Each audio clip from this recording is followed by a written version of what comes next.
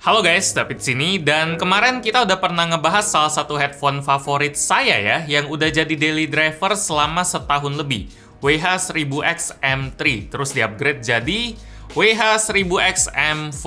Alasannya nggak jauh-jauh dari kualitas suaranya yang bagus banget, tentu aja. Kalau nyari headphone ya pasti faktor suara itu penting banget. Terus modelnya kelihatan simple, minimalis, tapi tetap keren. Dan yang nggak kalah penting juga, WH-1000X M4 ini salah satu headphone dengan active noise cancelling terbaik yang bisa kita dapetin saat ini. Jadi ketiga faktor itu yang bikin saya betah sama nih headphone. Kayak nggak ada kurangnya lah. Kecuali harganya kali ya.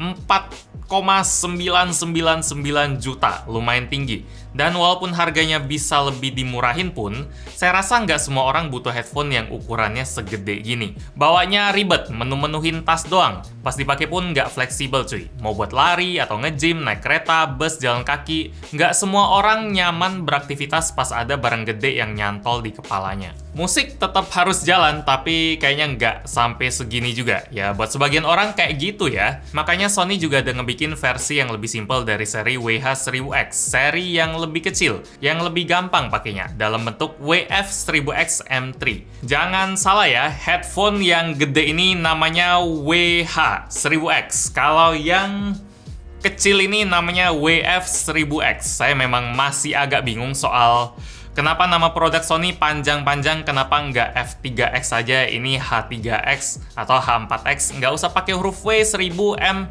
ya entahlah, teman saya aja bingung pas saya rekomenin si WF-1000X M3 ini. Sampai saya harus diktein pelan-pelan pas dia lagi nyari barangnya di toko online. Kenapa saya bisa ngerekomenin si WF-1000X M3 ini? Karena reputasinya udah bagus banget. Sekedar info aja, TWS ini udah diluncurin dari pertengahan 2019 loh. Udah 1,5 tahun lebih, dan sampai sekarang di awal 2021 ini masih jadi salah satu produk pilihan buat Anda yang nyari TWS dengan active noise cancelling. Apalagi harganya juga udah turun. Dari yang awalnya 3,5 juta jadi 2,399 juta atau 2,4 juta lah kalau kita pakai patokan dari toko resmi Sony Audio Official di Tokopedia. Ini lumayan banget, pas 3 jutaan aja pada suka, apalagi pas turun jadi 2 jutaan. Oh ya, buat Anda yang belum tahu sistem Active Noise Cancelling atau ANC itu apaan, dia itu fitur yang bisa ngeredam suara dari luar ya, biar suara yang dihasilin headsetnya jadi kerasa lebih bersih gitu, nggak kecampur suara lain. Cara kerjanya bukan kayak headset biasa yang ngerekam suara dengan cara nyempel telinga kita. Itu ada istilahnya sendiri. Kalau itu istilahnya passive noise cancelling. Kalau di WH-1000X M3 ini aktif. Jadi masing-masing earbudnya ini ada mikrofon yang bisa nangkep gelombang suara dari luar, dan suara yang ditangkap itu bakal coba dinetralin si WF dengan cara ngebikin gelombang yang kebalikan dari itu. Misalnya suara di luar itu turun naik, si WF bakal bikin jadi naik turun, biar hasilnya jadi 0 atau rata aja pas nyampe di telinga kita. Buat gambarannya kira-kira kayak gini. Ini suara yang saya dengar pas saya nggak pakai si WF-1000X M3.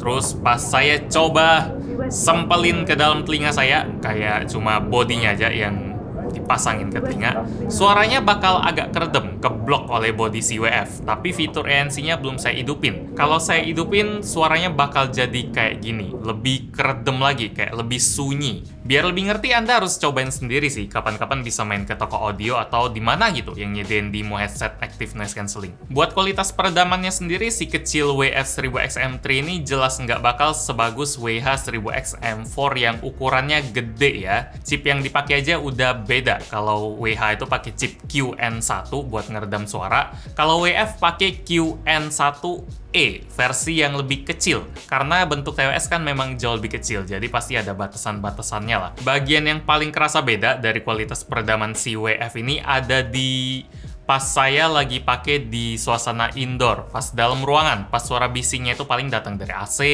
kipas. Peredaman WF ini nggak sampai bikin suasana bener-bener senyap. Suara AC itu masih bisa kedengeran sedikit.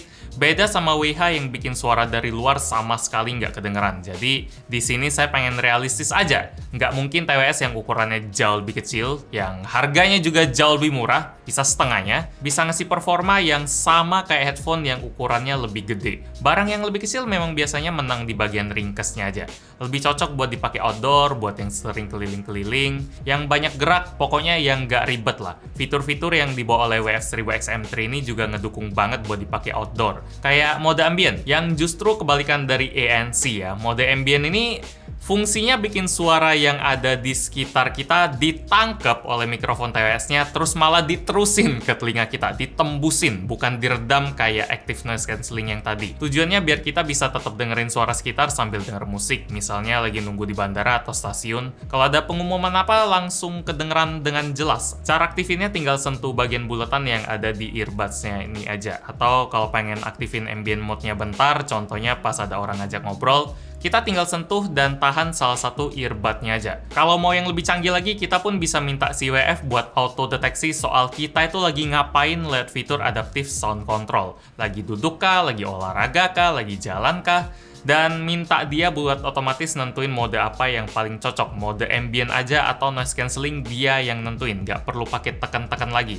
Kalau masih kurang, dia pun bisa nentuin mode yang cocok dengan pakai patokan lokasi kita. Lagi di rumah, mode ini aja. Lagi di jalan, mode ini aja. Udah pinter. Tapi buat saya pribadi, saya nggak aktifin fitur itu ya, karena kadang pas saya lagi olahraga, saya pengen suasananya rame biar lebih semangat, tapi kadang pengen sepi biar kayak lebih fokus. Kalau di jalan, kadang pengen sepi biar ya nggak rame aja, dan kadang pengen dengar suara sekitar. Jadi saya aja yang nentuin sendiri. Kalau bisa auto ya tambahan bagus lah ya, tapi pakai enggaknya tergantung lah. Di aplikasi Sony Headphone ini kita juga bisa nge-custom tombol bulat buat ngontrol tadi. Pilihan fungsinya ada beberapa, kayak play pause musik, next atau balik ke lagu selanjutnya, kontrol volume, aktifin Google Assistant, dan lain-lain. Bahkan kita bisa custom wearing detection-nya. Pas kita lepasin TWS-nya dari telinga, lagu atau video yang lagi kita play mau di-pause otomatis nggak? Atau tetap jalan terus? Itu bisa diatur. Dan yang paling basic, tentu aja kita bisa ngatur equalizer suara yang dikeluarin si WF-1000X-M3.